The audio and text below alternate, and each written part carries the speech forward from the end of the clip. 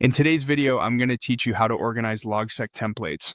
By the end, you'll have a clean, centralized space for all your reusable notes, plus a ready-to-use meeting template you can copy whenever you need it. First, open Logseq. Use the desktop app or the web app, whichever you prefer.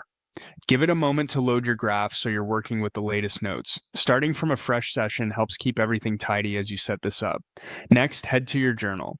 This is the daily notes area, and it's the perfect launching point because it's where most people begin their day in Logseq. From here, you'll create a dedicated place to store templates so you're never hunting through scattered pages. Create a new page called Templates.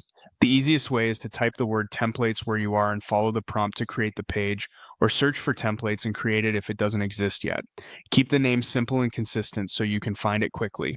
If you already have a templates page, just open it. This single page will act as your hub for every reusable structure you maintain. Inside the templates page, start by creating your meeting template. Type exactly this structure. First, top meeting template on its own line to make it a clear heading. On the next lines, add date, and then attendees. Those double colons create properties in Logseq, which makes your notes easier to sort and query later. Then add agenda on a new line, followed by notes on the next line. Think of agenda as the outline you'll fill when planning, and notes as the place for decisions, action items, and follow-ups. When you actually use the template, you can indent items under agenda and notes to keep things readable.